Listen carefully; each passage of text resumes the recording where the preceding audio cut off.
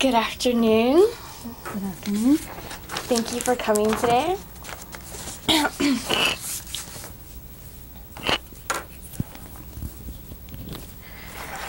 So like I said, we're just going to be asking you some basic questions at first, so just don't be nervous or anything.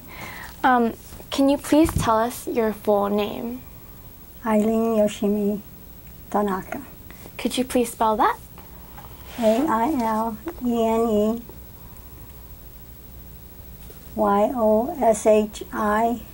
Tanaka, Tanaka. And where were you born? Covina, California, Covina Hospital. Oh. And when were you born? August 5th, 1937.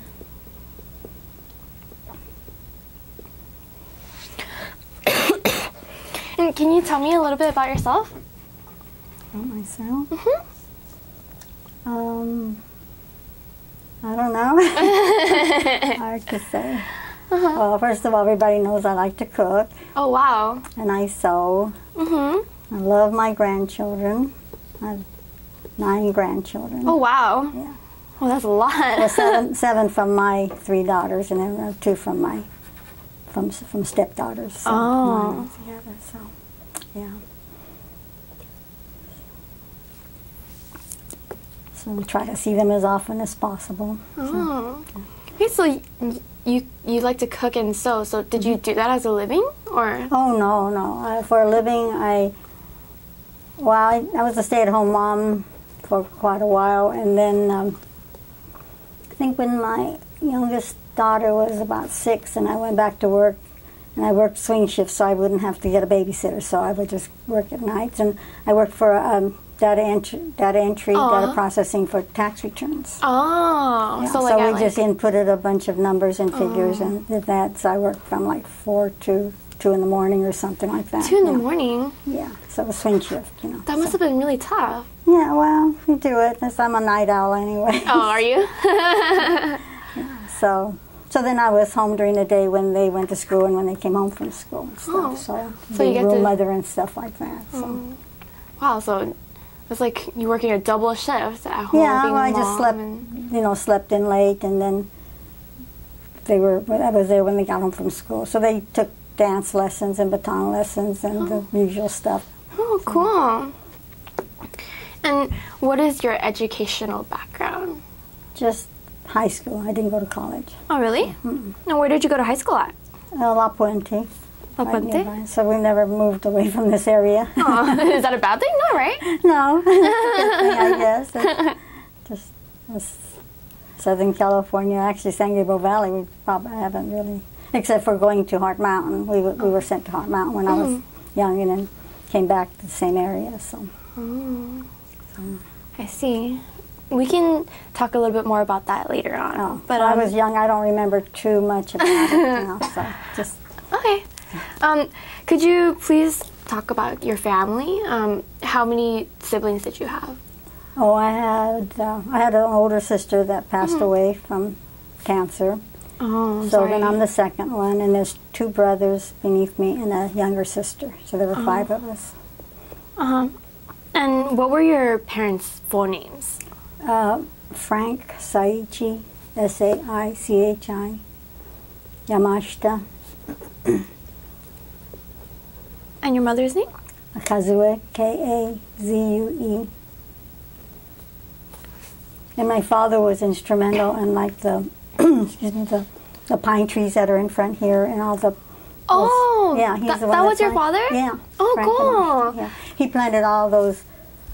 I don't know, those tall things that circle. Yeah. I think that Ed Moreno wrote an article in the East San Gabriel, the News about he planted my father was 77 and he planted 77 of them all the way around. Oh, wow. So I hope they're all still there. I know that some were replaced. But when I first started working here, Pearl took me on a tour of the facility, and so she was telling me that, you know, you guys won a beautification award because of all the beautiful trees that were planted. Yeah, because then when they remodeled this part, they were almost going to lose those pine trees, and they're really valuable and old and kind of, you know, and so they fought to save it. They saved it. They had to move it because when they were rebuilding, they had, you know, so they wouldn't kill them. You know, so that was your father? Yeah, that was my father. Wow. I think he was gone by that time, but he'll be glad that they saved it because all the work he did. And he used to come and prune the tree, you know, shape it like so it would be so pretty. it would look nice. And, So and he planted all the plants around here. So. And what he was a gardener, so he belonged to the Gardeners Association. That's so he was a gardener? yeah, so he was East San Gabriel Valley gardener, so he belonged to that for years and years. And so was he born in Japan, or yes, was he born was born here? in Japan, and he was really not a legal alien. I mean, he wasn't, you know, he came across on a ship, he told us. Oh, know. really? Yeah. Like Do you remember what year he came here? Oh, I don't know. It has to be in the 20s or... 1920s? Right. Because he was born in 1904. So he was young, he was single, and he met my mother here. So my mother was born here. Oh, so your mom was born here. Yeah, so she's a Nisei and he's a Issei. Oh, okay. Yeah. So your father came and... he worked, back then they all just did farming around here, you know, so he worked farming or worked, and then then my mother's parents and family all were farmers, so that's how they probably met, you know, a long time ago. Did your father come here by himself, or did he come with his whole family? Or? No, it wasn't a family. I think he and I think a friend, or he was single, you know, so I think they kind of smuggled or something. That's what he I don't know if this is supposed to be on. So. No, but it's okay, I think. Yeah, I mean, there's nothing to do about it. Yeah, so, you know, I think it's okay now, yeah. Yeah, so he said he jumped off and he jumped swam. off? Yeah, he swam ashore. So what? Yeah, and he didn't speak any English because he's from Hiroshima. Oh, so he's from Hiroshima, and he just jumped into a random boat, and when he... Well, I don't know how he got on. It was like a long time ago. It took so long to get here on those big. Yeah. I think it was a freight ship. It wasn't a passenger one. It was like freight, so it takes a long time. Yeah. And he said he was just down there, and I don't know how he got food. Somebody must have, you know, given him food because it's a long time to get, it takes a long time to get up. And he said he tied everything he had on top of his head, you know, like you know how they do with like they do in Japan, and he swam ashore. Wow. And then I think he hitched a ride, or he found somebody and didn't speak any English, and he wanted to.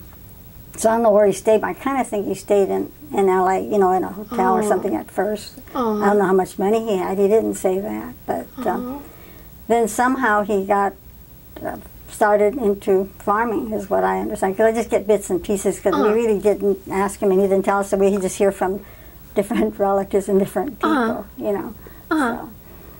So he met my mother, and then they got married.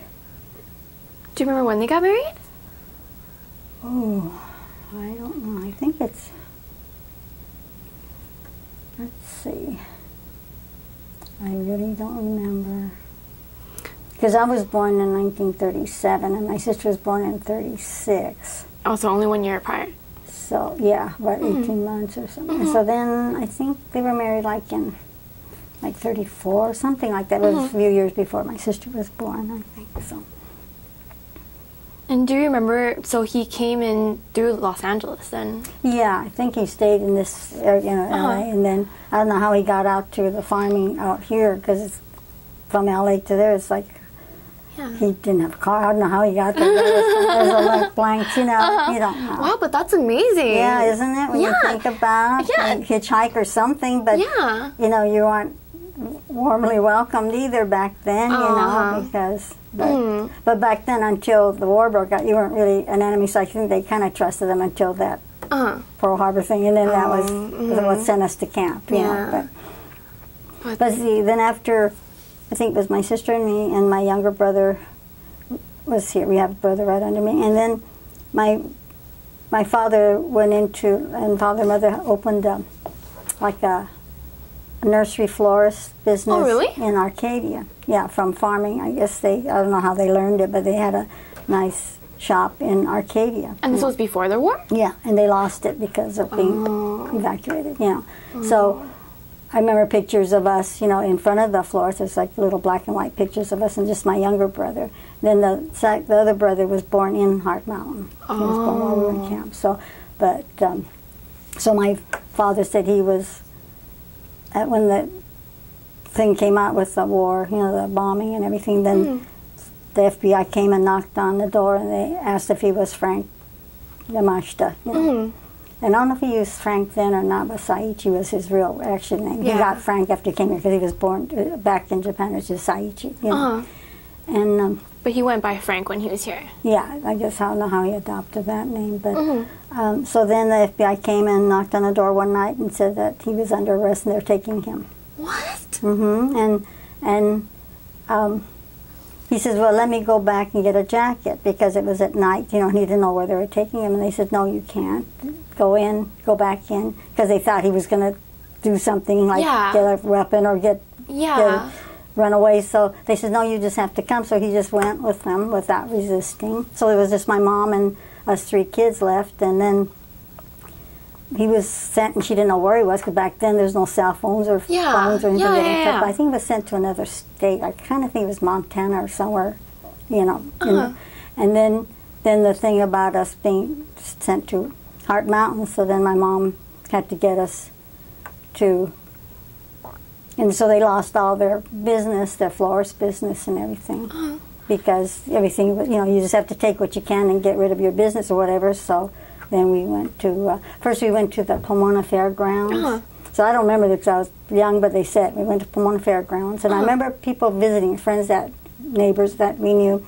This Caucasian lady was a friend of ours. We called her Aunt Hazel. And she used to come and visit us. Aunt Hazel? You remember? The same Hazel Roberts from... Oh, okay, yeah.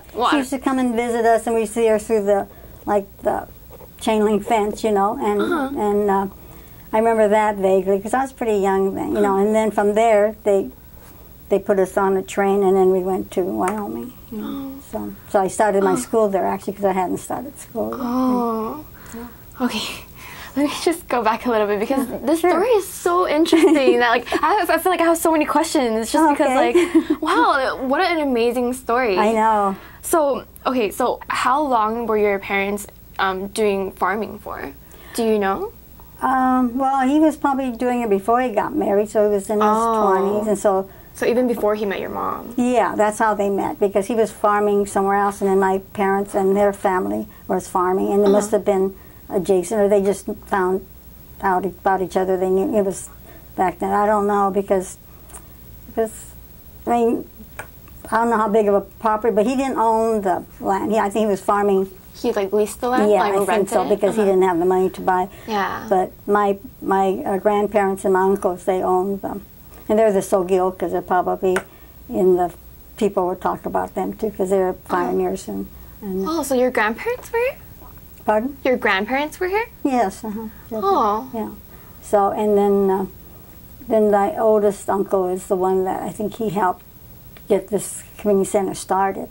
He mortgaged his home or something and put money towards building the community center. Yeah. Oh, wow. He was one of them. There were several guys that did that. Yeah, because... Hatakeyama and Sogilka, I think. Those were your uncles? Well, Sogilka was my uncle. And he was the president of the community center once, I think. And then one still comes here. He's in his 90s now, and they can't get here that much. But there were 2 brothers, and they both farmed here. So. I remember... Excuse me. I remember hearing all these details from, during the tour that Pearl was giving me. So I remember her saying, a lot of Japanese Americans put their house down as collateral. He was one of them. That's amazing. I know, when you don't have that much in the beginning, but they owned property because they were all farmers, so they had land, so you're land rich, but I don't know how rich they were, but they were modest people, they didn't act like they were rich. Yeah. So then, once your parents got married, then they started this florist. Yeah, somewhere. They might have been farming then, because I remember black and white pictures of us young, and my father's carrying me, and I'm still like a toddler. And it's still in the farming. Like I could see farm stuff behind, like in the. So it might have been shortly around. I don't know when my brother was born. I can't remember where he was born because my sister and I were both born in Covina. In Covina. But my brother, I don't know, maybe he was born when they had that florist, and I don't know how long. I really don't know how long that florist business was before they lost. Before the war. So. But even the florist business was around the area, right? Yeah, it was Arcadia. Which is, okay, cool. Yeah. So we would have been in good shape if we had kept that, but since they lost it, then after the war. We came back to the same area, and then he had, by this time he had 4 kids, and nowhere to go, no land or no home to come to. So then we lived behind a church in El Monte in a school classroom, Sunday school classroom. And he bought an old, like a jalopy pickup, and he started gardening in Arcadia, the area that he used to have his florist business. So he started gardening, and he did that until he died. He was like a gardener and landscaper. He was really good at like landscaping. He would make like ponds, and he would make out of concrete. He would make the like the lanterns out here. Yeah, he made those stone lanterns, and he would make ponds and bridges that looked just like real, and he would make it for his gardening customers. So he really loved doing that. Yeah, that was his. In fact, he would just design people, instead of not only just mowing their lawn, he would just like design their yard to look really oriental. And then it was so funny because people said, well, they wanted on paper, like they wanted it like, like to see it? And he says, no, it's up here. So he says he looks at the yard, and so every yard was just different for their yard, So he would say, he would look, he couldn't tell them because he would do it as he went, And so he would dig a pond, and like he would put reinforcement and make the pond from scratch, all by himself, and put concrete in and a pump in and everything, and put koi and plants. And he must have been so talented to be able to do that. Yeah, to be able to see the. So I think my grandkids, some of my grandkids and my daughters got the artistic thing probably from him. Oh, really? Are they really artistic? Yeah. So to a certain, I think the artist is inherited. Wow. I like to think. Passed on, So, so when they were farming, you were still a toddler, so you wouldn't happen to remember what kinds of crops they grew, or? I don't know. It's just around Covina, around Baldwin Park area. So whatever, I can't remember. Although after the war, when we lived on my uncle's ranch again, they grew like cucumbers, cantaloupe, that kind of stuff, and cabbage, cauliflower. And what age were you when the war broke out? 5. Oh, you were only 5? You're really small. Yeah, so I think I started school. And then at camp, I think half a day we went to Japanese school, and half a day we had to go to, since we're American citizens, supposedly, we're supposed to go to regular school, right? Because by law, you're supposed to be going to school, right? So in camp, you had both schools? I think so. I kind of think, because I vaguely remember, like in Japan, in the morning you get up and you face east, and they do calisthenics and stuff like that. I think that's what they do in Japan, but we did that, so I kind of think we went to both. Oh, even in camp? Yeah. Okay. Would you happen to know, like, what your parents did with the land right before camp started? Did they sell it, or?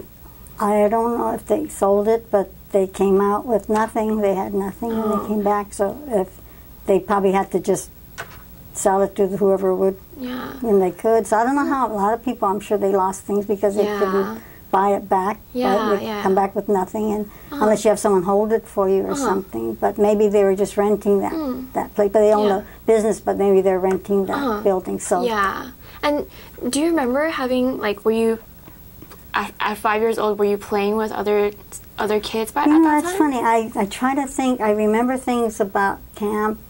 I remember I had my tonsils out there. So I remember, I remember going to the hospital, and I had to stay there by myself overnight. And I remember that. That was scary. Was that outside of camp, or was there a hospital? No, there was a hospital there. In fact, this tall smokestack or something is still the only thing that was left where the camp is right now. When you go back there, you can see what the hospital was. Oh, really? Yeah. But I don't remember playing with a bunch of kids. Isn't that funny? I remember... Even in camp? Yeah, and I remember... I guess I was a loner or something, but I remember just walking home alone from, I guess, school or something, and you're not afraid or anything, because you're just, everybody is Japanese, and you don't, where could you go, but you can't get lost, because you're just in this confined area, And was school far from, like, your actual... No, I don't remember that. I just remember having to take showers. I remember my mom used to take, because I was little, and we'd go to where you take a bath and shower, this was a community. What was that like? Just a bunch of, it was always, all the women is separate, so we're all together and taking baths and showers. And I just remember one time, and I don't know if I should say this, but one time we're taking a shower, it's all, and all of a sudden these women start screaming, and they look up, and, they have one of these vent-like things, like in a shower house, whatever to let. And there was a person up there, a man, I think, was looking down. Oh, and my God. And I remember that, and I didn't say anything. And then after I grew up, and I mentioned it to my mother, and she said, because I was with her, and I was the only one I don't think my sister was with her. And she says, oh, you remember that? Because she didn't mention it. I guess she thought, don't bring it up. Yeah. And I remembered it, and I mentioned it, like I think I must have been maybe junior high or older, and I said, do you remember something about this person? And I wonder what happened to him, And he was a voyeur. I mean, he was up there like peering down. He got up into the attic part and was watching. Oh, that is so I know, creepy. Isn't that scary? So that was, and so I wondered about it. I thought, well, maybe I was imagining it. I thought, But then my mother said she thought I had forgotten. But then a few years ago, I mentioned it to my uncle Beans, who's still alive, and he's in his 90s. Beans. Yeah, Beans I just interviewed him recently, and I'm going to see him again. Uncle. Yeah. Oh, he's cool. the main one, because my other one, Uncle Yosh, was the one that put up the property. But anyway, so we went to visit him. We go visit, and they give us sashimi, because when they go deep sea fishing. Oh, I know. He told me about that. So we go there. And I asked him, I said, do you remember, but see, he was in the service. He wasn't in the army, but his family, his mom and dad, and everybody else was in the service. So I just asked him, I said, do you know anything about it? Because you weren't there, but he probably just through the grapevine would heard about it. Oh, yeah. He says, it was a man. And I said, was it an American guard, like one of the army guards? I was going to ask one of those guys, or one of the Japanese, And all they said was a fellow inter-Japanese guy. Oh, really? And then he says they got him, they caught him. Of course, I heard everybody screaming, and he's stuck up in there. And so they took him away with a bag over his head. That's what he said. That's what my uncle said. I don't know, but I didn't see that. But I guess we all just scattered. We just probably put our clothes on and ran. Oh, wow. That is such an interesting story. I know, so maybe that's why I have this fear of, like, when you go camping and you have to go to those outside bathrooms and showers and stuff like that, and I'm always like, because usually they're open up there. Yeah, they are. And I have this anxiety thing, and I think I'm just not real crazy about camping or doing things like that, because I think it's like back in my mind, I've been